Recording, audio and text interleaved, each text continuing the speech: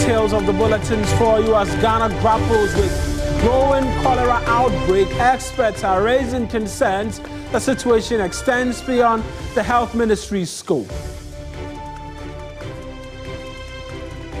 Also this afternoon, Attorney General and Minister of Justice Dr. Dominic Ayine says he will soon call for a briefing from the special prosecutor regarding his handling of the finance minister's wanted arrest warrant, amongst others. And a lot later, Minister of Defense Dr. Omane Boamah reassures Ghanaians of his commitment to support government's comprehensive roadmap aimed at restoring lasting peace in Bawku.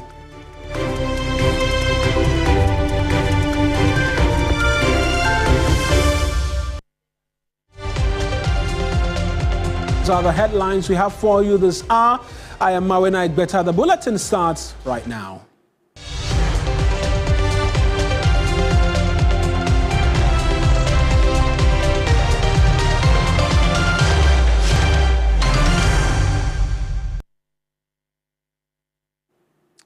And we're starting from the health area because we know that Ghana is grappling with a growing cholera outbreak where experts are raising concerns that amongst many other things, the situation is going well and truly beyond the scope of the health ministry. The water, sanitation and hygiene technical specialist at the World Vision Ghana, Yao Ahin, has urged the government to broaden its approach in tackling the epidemic. Ms. Ahin has pointed out that while the Ministry of Health is often the primary body responsible for addressing outbreaks, the cholera crisis currently on our hands requires a collaborative effort involving multiple ministries. And he stresses that the local government ministry must be playing a central role in this, and they are responsible for overseeing sanitation standards and water management at the local government level, which is key in addressing really what the challenges are with regards the cholera outbreak. And it's coming as these concerns are coming as the disease continues to spread across various parts of the country. We know that the health minister was summoned to Parliament by the Speaker during this week following debates on the floor of the House. Let's try and get a bit more from Yao Ahin, who is with the Water, Sanitation and Hygiene Watch. He's a technical specialist at World Vision Ghana. He's joined us right now with a bit more details. Mr. Ahin, I appreciate that you could speak to us, and you've touched at the heart and center of what the issues are, and yet you're emphasizing the need for broader government response to deal with this particular challenge on our hands. Suffice to say that we haven't seen enough from these respective agencies in being able to nip this in the bud. Thank you very much, and good afternoon to our viewers. First of all, you hit the nail right on the head. I think that we haven't collaborated enough. I think that we have so many players with expertise from the health sector, from the water, sanitation and hygiene sector, from the local government sector and all that. But I think that we need to be able to bring our respective expertise to bear when it comes to planning and executing strategies for ending such preventable diseases. And I want to emphasize that such preventable diseases such as cholera are a product of poor sanitation and hygiene. And let me also add contaminated water. You see, if you have a country where open defecation is so high, at least by the Ghana Statistical Service 2021 in the population and housing census, right, we see that 17.7% of Ghanaians practice open defecation. Only 25.3% have improved toilet facilities, and 23% of the population patronize public toilets. The practice of hand washing is very, very weak, very poor, especially after COVID. And so if you have such a situation, you shouldn't be surprised that cholera and such other preventable diseases will be so high, because there is a high correlation between poor sanitation and such diseases. And that is why I think that as a government, as a people, we need to prioritize the delivery of water, sanitation, and hygiene services because they have multiplier effects on health and other social and productive sectors of the economy. Right. And that is, I think, what we have failed to do so far. Mr. Hine, doesn't this speak a bit more to the fact that as a nation, we have consistently failed in being able to deal with challenges with regards water, sanitation, and hygiene? Because there have been different World Bank fundings to seek to improve the situation we have on our hands. Off the top of my head, we know that there was the Garrett project, amongst many others, which are expected to help provide these toilet facilities to the respective homes here in Accra, amongst many others. And yet still, we continue to come back every now and then to the same conversation about cholera and its attendant problems linked to the fact that we're failing to use these monies to deal with the problems they are given out for. Precisely. I mean, and if you ask me, I think that we have made some remarkable successes. We have achieved some remarkable successes. It could have been worse without such funding arrangements. Unfortunately for us, all the projects you mentioned, Garrett, Gaslip, and Gamma, are all in Greater Accra. And so no other region, in fact, it's just recently that the Gamma project was extended to Greater Kumasi. But these projects don't cover all the other regions of the country. And I think that because of that, funding has been very, very limited, especially when it comes to sanitation to these other regions. And that is why I think that as a country, because of the importance of water and sanitation, we need to prioritize it and make it the fulcrum around which national development revolves.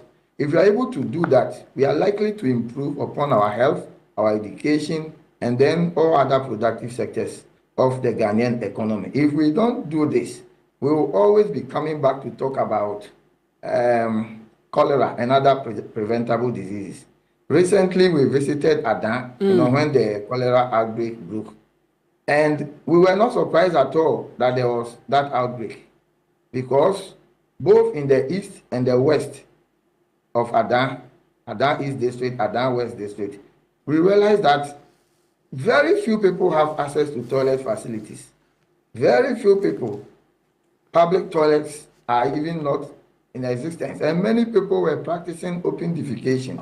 When you have such a situation, right. On the mention of public toilets, it brings to mind a question as to how important these public places of convenience are in going a long way to deal with this challenge on our hands. Should we be prioritizing in the immediacy, putting up a lot more of these public places of convenience while we work at funding to try and ensure that households can afford places of convenience? Yes, public toilets are not the priority. I mean, ideally, every household should have access to a toilet of their own, which is clean, which guarantees them safety, comfort, and convenience. But you know that, especially in Accra and some of these big cities, it is virtually impossible for us to immediately get every household to have access. And that is why the public toilets have become important for now. And we can't get rid of them. But I think that at least we should get them so clean so that when people use them, it doesn't also become a threat to their health and well-being. But ultimately, we should be working at an arrangement where every household should have access to a toilet facility. And that is what will help us to get rid of cholera and other preventable diseases. But I say that as a country, can we get all district assemblies, all metropolitan, municipal, and district assemblies to at least develop their own district level plans for ending open defecation by a certain deadline, and also by ensuring that every household has access to a toilet facility? If every district begins to, implement such plans, I believe that we'll go a long way to ending open defecation, ending cholera, and such other preventable diseases. Right, Ms. Ahe, I appreciate that you could provide these thoughts for us right now. That's Ms. Ahe speaking to us, technical advisor, Vision Ghana, speaking to the challenges of cholera as we have it on our hands. And like I was mentioning to you, the cholera outbreak and that of meningitis, but especially cholera, has seen the Speaker of the House summon the Health Minister, Kwabena Mintah Kando, to Parliament to answer questions in relation to treatment and how the country is handling what appears to be a surge in cases. Meanwhile, on the twin subject, the Upper West region, they are grappling on their own with a surge in meningitis cases, with 94 suspected cases and 14 deaths reported as at Tuesday, February 10, 2025. My colleague Ibrahim Wangara, he's been monitoring events there and has come through with the latest via this report. The latest update on meningitis reveals a concerning trend with a case fatality rate of 18.7%. During the week under review, 20 confirmed cases of CSM with 14 deaths were reported in the region. Places like Nadoli, Nandom, Jirapa, and Wa were in an alert phase, while 2 new districts, Wa West and Sisala East, reported fresh cases, bringing the total number of affected districts to 9 out of 11. The Health Minister, Kwabena Mintah Kando, together with a team of experts, visited the region to obtain first-hand information on the meningitis outbreak in the area. We are going to provide whatever it takes to be able to contain this disease. For now, we have brought some number of items. The antibiotics they are using, we have brought enough. And the directive is that anybody who suspects, whether you are sneezing, coughing, you have neck stiffness, you must rush quickly to the nearest health facility, and that person will be taken care of free of charge. Regional Health Director Dr. Damien Pungunyiri gave highlights of the cases. Initially, we were dealing with Neisseria meningitis type A, which was causing massive outbreaks and deaths. As we develop vaccine for it, it changes to others, W, X, and many others. And so, with this kind of situation, you cannot determine which one you are dealing with until you are able to now make diagnosis. Let's return to the capital right now, because we know that the Minister of Interior has inaugurated a 7-member committee to review recruitment into security services in the country. Now, speaking at the inauguration ceremony, the Interior Minister, Mohammed Muntaka Mubarak, charged the committee to ensure recruitment processes are transparent and aligned with best practices. Noble Crosby Annan is my colleague monitoring that event for us. Why it's become important, conversations in relation to recruitment scams and how persons are swindled of their money. Crosby, talk to us as to the charge the minister has been given to this committee.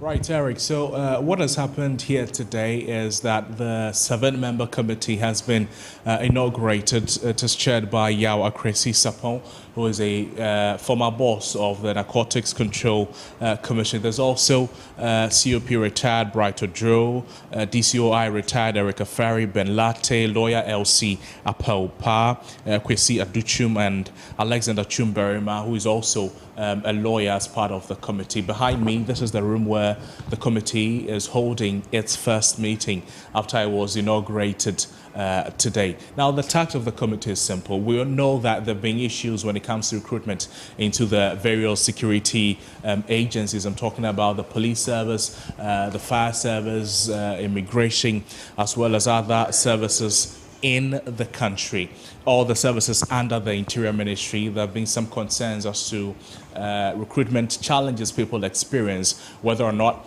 there have been an influx of party faithfuls without qualification, without the needed experience or qualifications to go into these services. So mainly this is what the committee has been tasked to fine-tune, investigate, and then bring out policies or review policies that will inform direction at the Interior Ministry when it comes to recruitment into these services, so that concerns of illegal recruitment, concerns of Goro boys, concerns of party boys, thronging the various security services will come to an end. I'll read to you excerpts of what the mandate of the committee that has been set up is. The terms of reference of the committee, I should say, is to evaluate compliance with due process, essentially trying to streamline recruitment process so that it meets international best practice, as well as to recommend measures to ensure compliance with the laid down procedures for recruitment, to assess the transparency, fairness, and integrity of the recruitment processes undertaken by the Ghana Police Service. One that, anytime that recruitment concerns, the name is mentioned all the time: Ghana Prison Service, Ghana National Fire Service, Immigration and other service agencies in the country. Essentially, this is what the committee has been tasked with. They have 2 weeks to work and present their findings to inform further direction. Maybe extended. If they work earlier than the 2 weeks, it will be accepted by the minister as well. Asking for a bit more clarity, the thought has been that this committee is to review processes going forward. Does it suggest they'll be going back onto recruitment stuff been done already and be seeking to peruse as to whether or not people are already in the service and whether or not they came to legitimate means? Will that be an issue of concern to them as well? Well, we know that there are some new recruits who are currently in training at the moment. The minister says this committee will also have a look at what is happening during these training services. I'm talking about the most recent recruitment, the 2024 recruitment. The committee will go inside. There is no indication whatsoever that people who were recruited in 2024 will be sacked or anything like that. Just that that recruitment will be investigated. The challenges that were encountered during the recruitment, concerns that were raised during that recruitment will be addressed and will inform future recruitment actions. Mawina. Just finally, with respect to the recent happenings in Bawku, has the minister made any comment in relation to that? We know there's been overnight gunfires, among others, in that part of the country.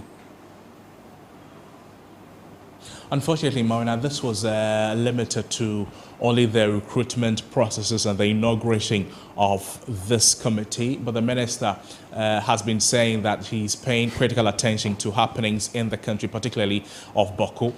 Just like he mentioned during his vetting, that it is a subject that is of much importance to him, and is working with other stakeholders to ensure that there'll be some finality, some peace, some calm in the Bawku community and its environs.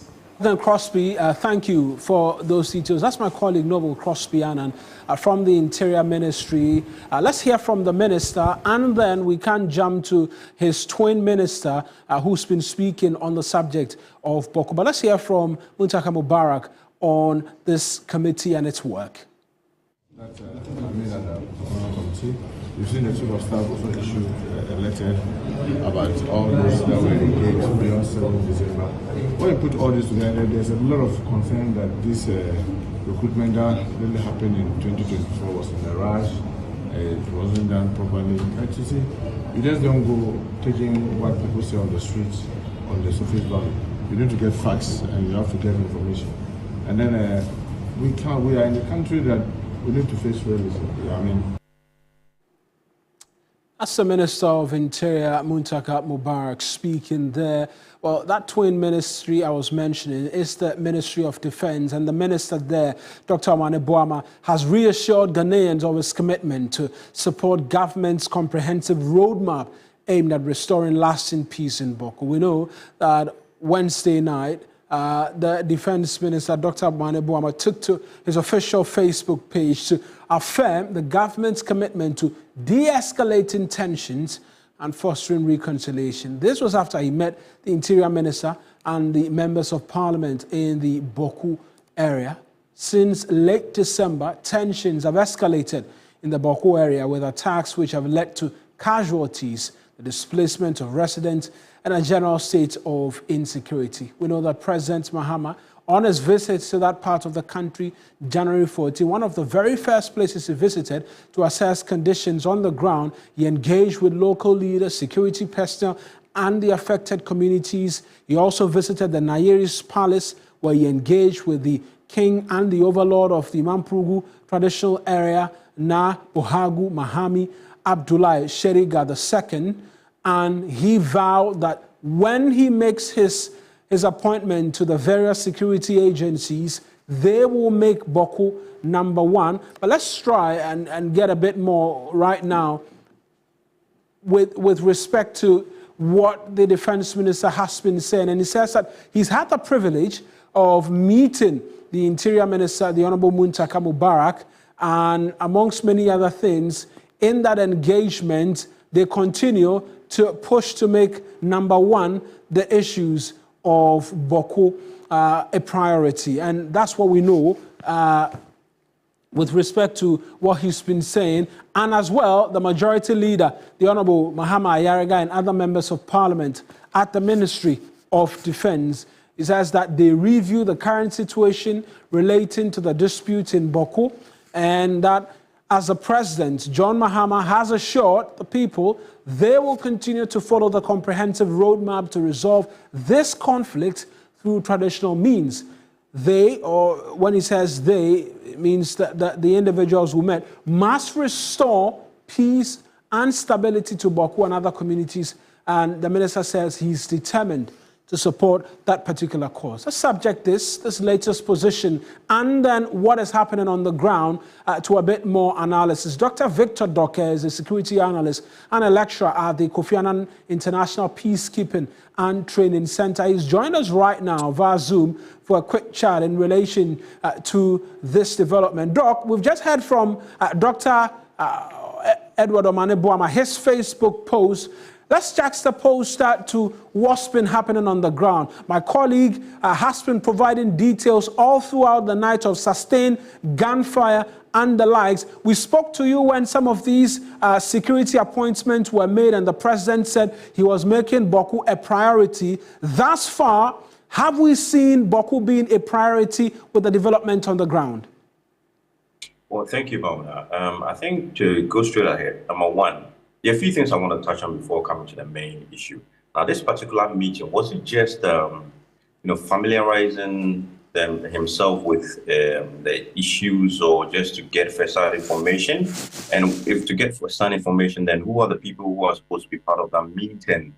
Because I should have seen a lot more, stakeholders with regards to that meeting than only a few, the Interior Minister,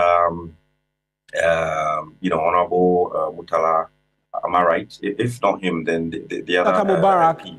And then, some MPs in there. There should have been a more consultative, kind of meeting that should have brought out issues. And then you get to know that you really want to understand the dynamics of the conflict, and probably just tick the box and all that, because there are allegations flying that it's just meeting with just a section who may be affiliated to one party. Now, the issue about this Bawku conflict being the topmost issue.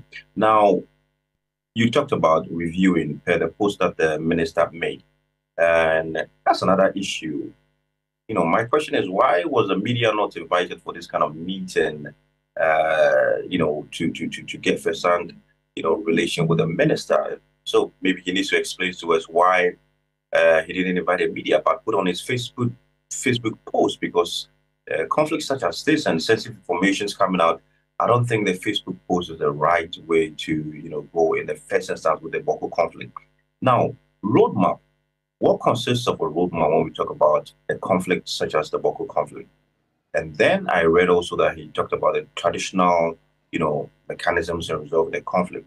There are a lot of questions I would want to ask going forward.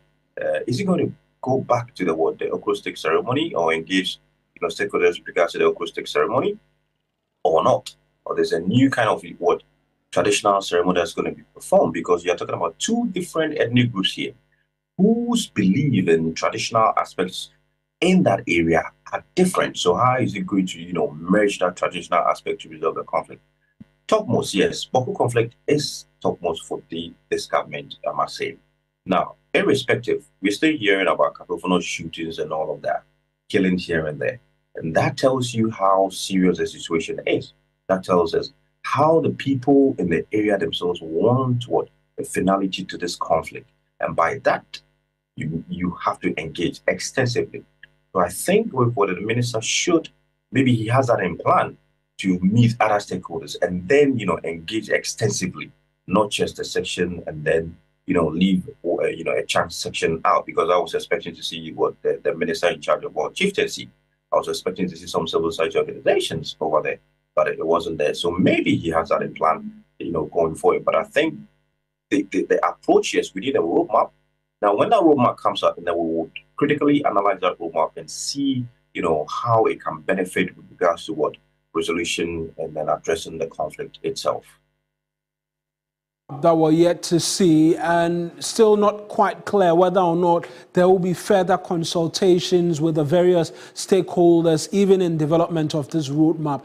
What actions should we be seeing on the ground? Because overnight there have been gunshots spread to Wale Wale amongst many other places. The concern is that following these comments and these assurances by the president, there have been further escalations. What actions should we be seeing in the interim in the town right now, where persons are being gunned down and then buses are being torched? Yeah, so the mechanisms already in place with regards to ensuring security. One, I know of the curfew. Two, patrolling, but then we've heard instances where, there's been personnel assisting in patrolling, and then they still come under attack. So I think the patrolling aspect should be reviewed. Personnel's more equipment should be, advanced in Bawku. You need more personnel. You need more patrolling at vantage points. Now they know the areas where these engagements happen. So it should be an exercise whereby you can conduct an extensive operation and then apprehend those responsible of orchestrating these ambushed attacks on passenger buses and all of that. So I think with this, because there isn't any other mechanism that they can implement as of now, apart from the curfews, right, and then patrolling. So I think that is just the only issue they have to build up: more personnel and equipment, and then gather their intelligence mechanism, which has also been a challenge so far. Right there, Doc. I appreciate that you could speak to us. That's Dr. Victor Doc. He's a security analyst and lecturer at the Kofi Annan International Peacekeeping and Training Center. We're hurrying up the conversation with him because we have to take you to Parliament right now, where the minority are addressing a news conference. Let's go there right now for the details. Stormed the private residence of former Finance Minister Mr. Ken Ofori-Atta in what can only be described as a state-sanctioned act of lawlessness. These armed officers, despite repeated demands from Mr. Ofori-Atta's on-site security team for a warrant, forcibly broke into the house, ransacked the premises, searched every corner, and upon finding nothing, left. As a matter of fact, the government was fully aware that Mr. Ofori-Atta was out of the country, seeking medical attention, having informed both the former and current chief of staff about his whereabouts. Yet, they proceeded with this reckless display of power, exposing their deep-seated desire to harass and humiliate political opponents under the guise of security operations. Video footage from Mr. Ofori-Atta's residence shows one Richard Japa, a known NDC activist, recently tried in the ambulance purchase scandal, leading the raid conducted without a warrant or in accordance with the law. The reckless abuse of power executed under full military backing signal a disturbing shift towards authoritarian governance, where brute force is now replacing the process and replacing due process, and political witch hunts are being disguised as security operations. It is nothing short of a state-orchestrated assault on individual freedoms and an alarming escalation in the abuse of powers.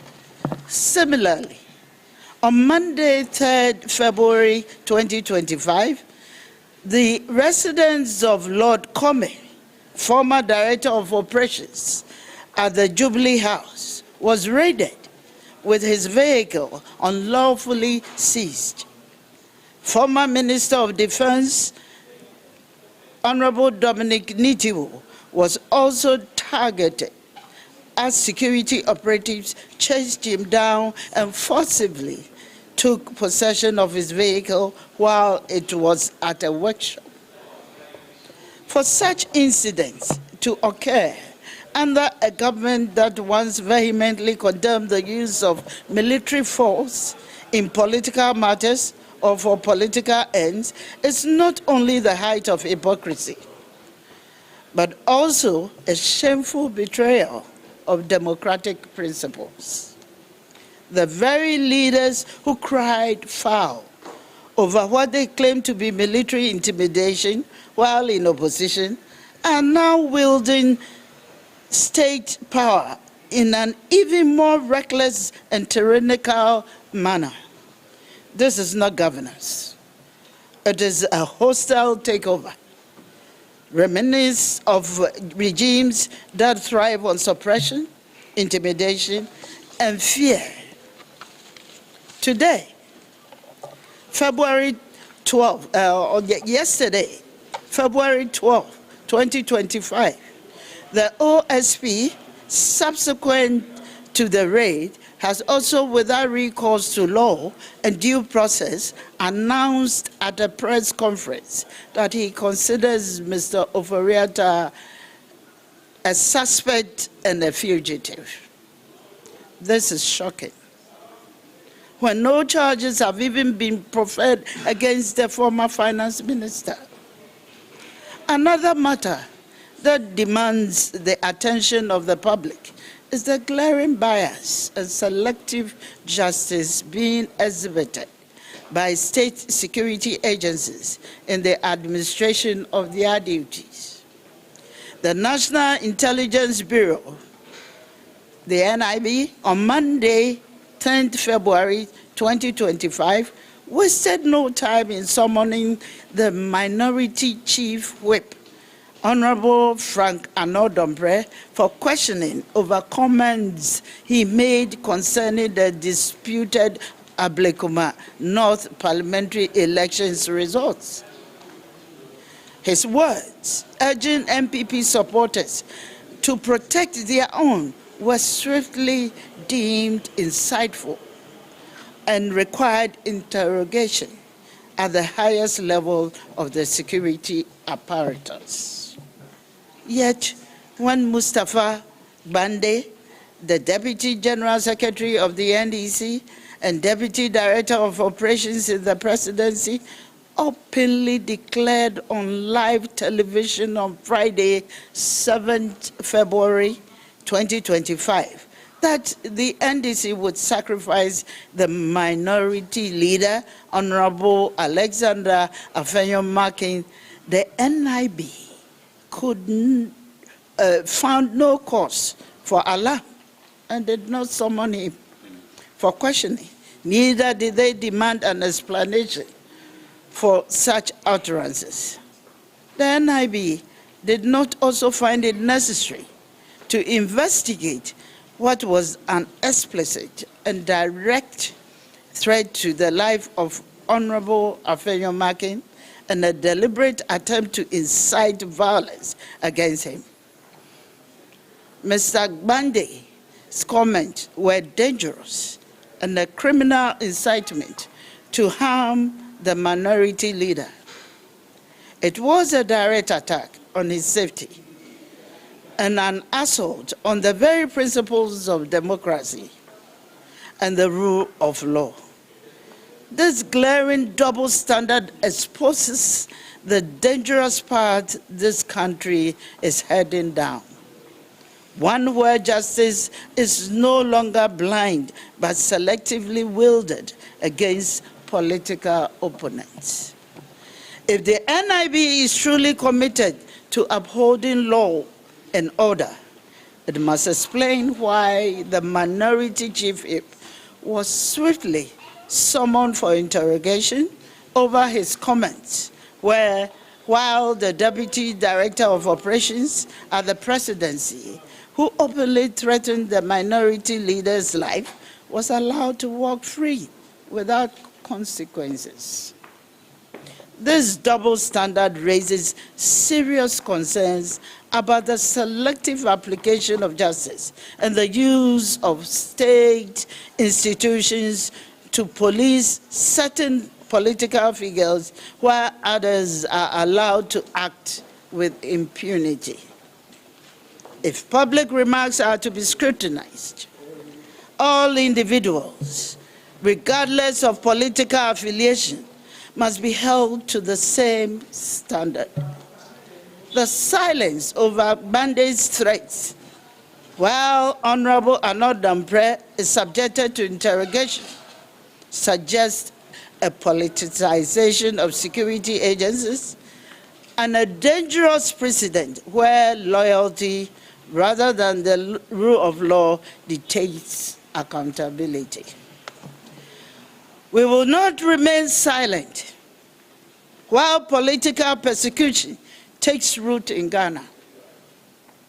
This country belongs to all of us, and no administration has the right to weaponize state institutions against its political opponents. We demand an immediate, transparent, and independent investigation into these politically motivated attacks and insist that those responsible be held accountable.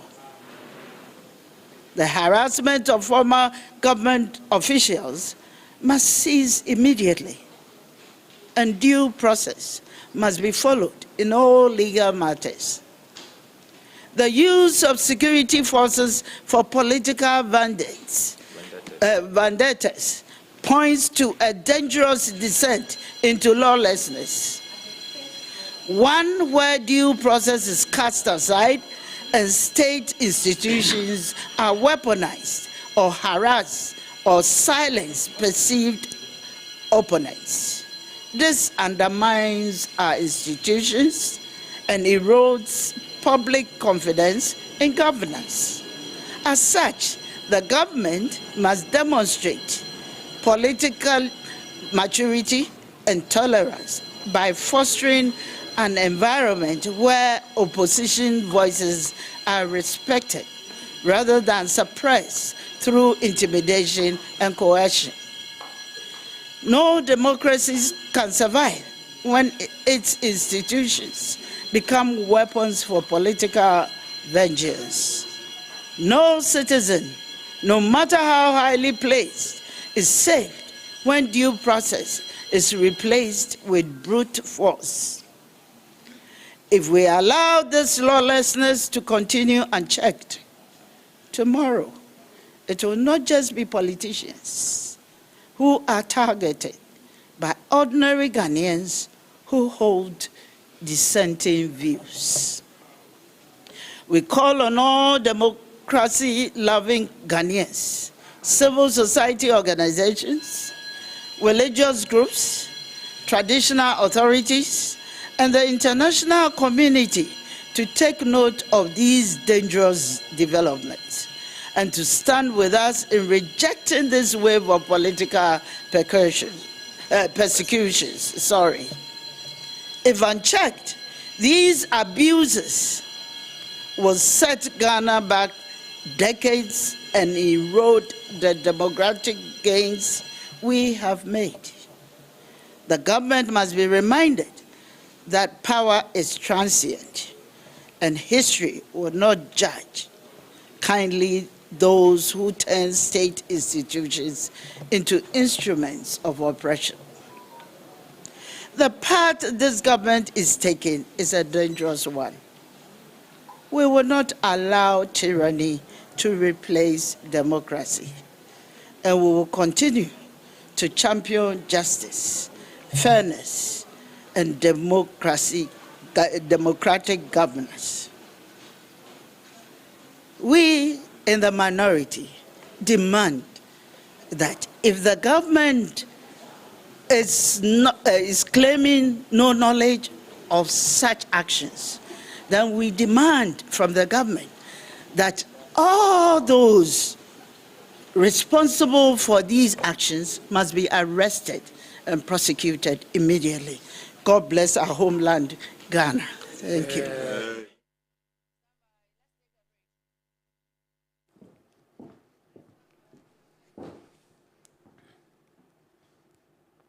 And that's the Deputy Minority Leader, Patricia, speaking at that news conference where she, amongst many other things, have been reiterating a point which was hugely debated on the floor of Parliament yesterday. They believe the ongoing investigations into Ken Ofori-Atta by the Office of the Special Prosecutor, the raid of his home, amounts to political persecution. In fact, she informs us of the fact that the Chief Whip of the minority, Frank Anodompre, as well, has been invited or was invited by top security hierarchy for his comments, which were deemed insightful, amongst many other things. They believe the government is going down the path of tyranny and they will not allow for political persecution. Unfortunately, questions were not allowed to be asked by the journalists in Parliament. But that's the latest in relation to the OSP's declaration of former Finance Minister Ken Ofori-Atta as a wanted man. There's a bit more on this particular subject matter when we return from this short break for you, because the Attorney General is asking that the OSP briefs him on it, questions about whether or not there's a legal basis for the Attorney General to be asking for briefings from the Special Prosecutor. We'll get into all of that if you stay with us here on News Central.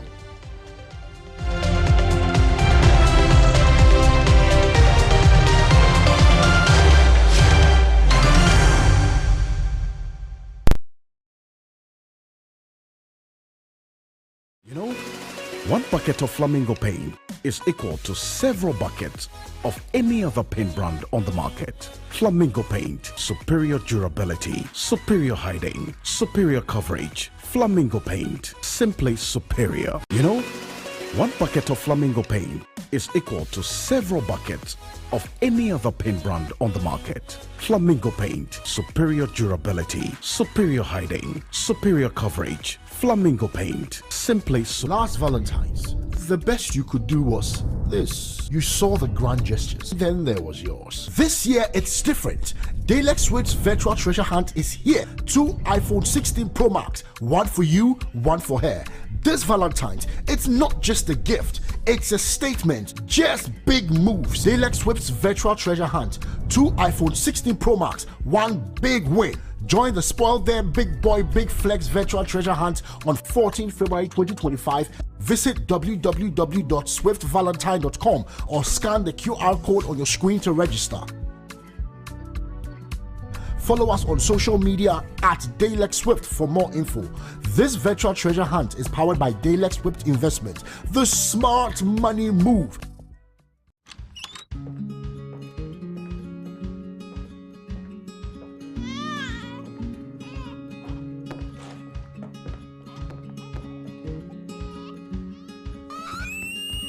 Through every step of life's unpredictable journey, every moment counts. That's why you need a partner you can always trust for solutions, so you can be rest assured. having impacted over 200,000 lives, processed over 4.2 million claims, partnered with over 400 corporations, paid out over 836 million Ghana cedis in claims, contracted over 1,600 healthcare facilities nationwide, and pioneered several innovations like free medicine delivery, an interactive mobile app, and more. You'll be surprised what can be accomplished in 20 years. We're part of the Nationwide family. Are you? Nationwide Medical Insurance, 20 years of leading the way.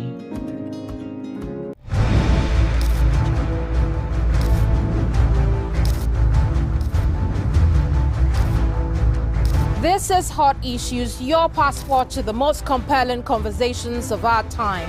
We go one-on-one with the movers and shakers, the thought leaders, and the game changers. We ask the questions that matter, and we don't back down.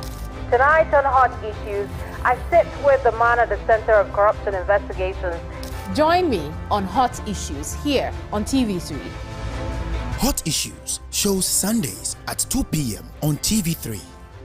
TV3, first in news.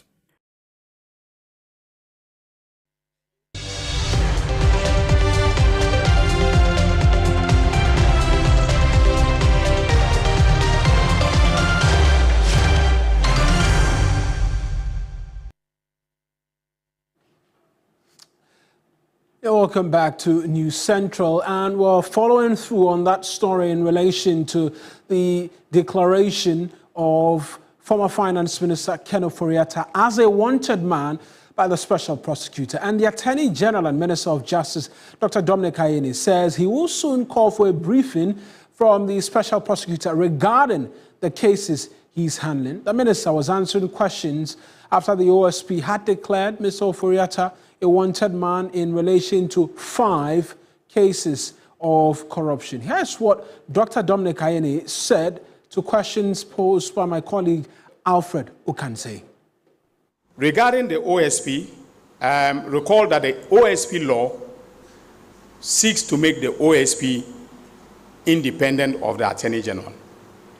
Now, even though I disagree entirely with it, not because I am now Attorney General and I want powers over the OSP, but if you go back to the Parliamentary Hands Act, when the law was being enacted, I was one of those who argued strongly that that power rightly belongs to the Attorney General under the Constitution.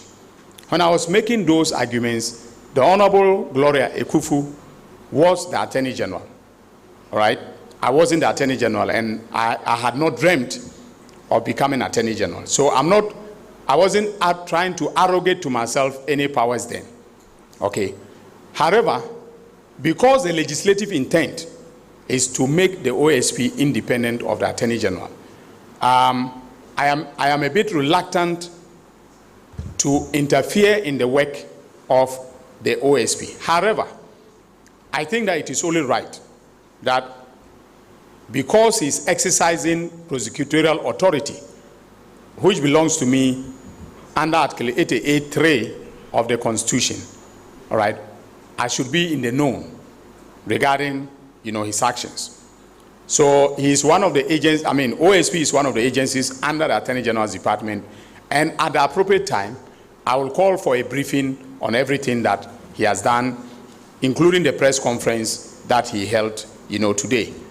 I myself, woke up to the press conference. I did not know that he had taken those actions. I'm not blaming him for taking the actions. Until I know the substantive content of the actions he's taken, I cannot, begin to say anything about them. So let's start the argument from that particular provision of the 1992 Constitution. Dr. Dominic Ayeni cites Article 88(3) of the 1992 Constitution, stipulating really the powers of the Attorney General and what is expected of him, the prosecutorial powers he speaks to. And here it is captured, just rightly so, that the Attorney General shall be responsible for the initiation and conduct of all prosecutions of criminal offences, and that 4, all offences prosecuted in the name of the Republic of Ghana shall be at the suit, you could replace that word with the behest of the Attorney General or any other person authorized by him in accordance with any law. And that's the basis upon which the AG is making that argument. And so it's brought about conversations again, really in respect to the independence of the special prosecutor. Let's look at the Special Prosecutors Act and then the mandates of that office. And the mandates as per the Special Prosecutors Act 959 4 subsection 1 reads that except as otherwise provided in the Constitution, their office is not subject to the direction or control of a person or an authority in the performance of the functions of the office. This is one, which suggests that the OSP is not under any direct control by anybody at all in the performance of his duty. But the subsection or subclause 2 makes for an interesting read. That subject to clause 4 of Article 88 of the Constitution, the office shall, for the purposes of this Act, be authorized by the Attorney General to initiate and conduct the prosecution of corruption and corruption-related offences. There are different schools of thought with respect to what exactly this means. Some make the argument that, look, shall be authorized means that the Attorney General ceded off their powers to the OSP in the authorization and the crafting of Act 959, and hence will not require any such authorization or conferring with the Attorney General with respect to what work he does. Then there's that school of thought which is being shared by Dr. Dominic Ayeni, which he says he made very public and is captured in the Hansard of Parliament, that he believes the OSP or the Special Prosecutor will be exercising powers that belongs originally to the Attorney General. Hence, he's asking for some sort of briefing. Let's speak to Osman Al-Hassan. He's a private legal practitioner. Speak his thoughts in relation to this. Mr. Al-Hassan, I appreciate that you could speak to us. Where do you stand really with respect to the resurrection of this debate, whether or not there can be a conferring between the Special Prosecutor and the Attorney General with respect to the prosecutions he's undertaking? Good afternoon. Please, can you ask the question again? I'm asking where you stand in the argument as to whether or not the office of the Special Prosecutor is wholly and truly independent of the Attorney General, because we've been hearing the Attorney General, Dr. Dominic Ayeni, speak to the fact that he will be requiring a briefing from the Special Prosecutor with regards cases he is prosecuting. Well, good afternoon and good afternoon to your listeners. But let me disagree with you on your preamble. You see, even without regard to the submission or argument of the current Attorney General, it's the office of the Special Prosecutor has no full independence, or as according to your words, whole independence from the office of the Attorney General. Even according to the Act, the office of the Special Prosecutors Act, it doesn't have full independence. Mr. Al-Hassan, it does appear we may have lost Mr. Al-Hassan on the telephone lines. Well, those are not my words. It's a school of thought and viewpoints as proposed, and he's making reference to subclause 2 of that particular clause, where subject to clause 4 of Article 88 of the Constitution, the office shall, for the purposes of this Act, be authorized by the Attorney General to initiate and conduct the prosecution of corruption and corruption-related offences. The question being asked, Mr. Osman, you were seeking to make the argument that the OSP's office is not of itself independent. Hello? Yes, I can hear you. Yes, as I was saying, I said even according to the office of the Special Prosecutors Act to which you make reference. Right. The office of the Special Prosecutor doesn't have full and whole independence as you put it. Now, if you even look at the section 4, section 1, to which you referred, you will notice that the office of the special prosecutor is subject to some control that is in the Constitution. Now, when in the law they say, except as otherwise provided in the Constitution, the office is not subject to the direction or control of a person or any authority in the performance of the function of the office. What the law is saying is that the office is subject to some control that is provided in the Constitution, and that it is only that control that is allowed by the law. That is what it means to say, except as otherwise provided in the Constitution. Now, but if you look at if you take the Act and the Constitution per se, one might be tempted to come to the conclusion that it is only the initiation and conduct of prosecution in respect of which the Attorney General has control over the office of the special prosecutor. But when that is given, the power to initiate and conduct the prosecution is given to the special prosecutor, then the Attorney General will not be able to interfere in the manner in which it is conducted. Right. That is, yes. So if you look at Clause 2, you see that it is the initiation and conduct that the Attorney General can give to the special prosecutor. Right. Now, if the Attorney General has already given the power to prosecute a public, to do public prosecution on another person other than the special prosecutor, it means that, yes, unfortunately, we'll have to continue the conversation at another time because we've unfortunately run out of time. And I really appreciate the perspective you're introducing to the conversation. I'll raise the subject matter with you again on another platform or hopefully and get a bit more. But that's Osman Al-Hassan. He's a private legal practitioner. And we'll seek to really get a bit more in terms of education and perspective. But let's try and bring you the story before we run out of the studio, where the managing director of GCB Bank PLC, Farhan Al-Hassan, he's reaffirmed the bank's commitment to supporting the socio-economic development of the Ghana state. Speaking during a courtesy call on the Gamanche Kintakite Kochu II, he emphasized the bank's dedication to community development and corporate social responsibility. The visit, aimed at introducing the new leadership team of GCB Bank PLC and seeking the King's blessings, also provided an opportunity for discussions and collaboration. The Gamanche, in his remarks, welcomed the GCB delegation, highlighting the bank's long-standing presence in Accra, with over 30 branches and its crucial role in the financial sector. He underscored the need for investment in ICT, AI technology and skills training. I believe that in your tenure, the bank will be transformed to another level and that you'll be able to hold our city in support with other banks and even the central bank. I believe that there are a number of innovations that have come up.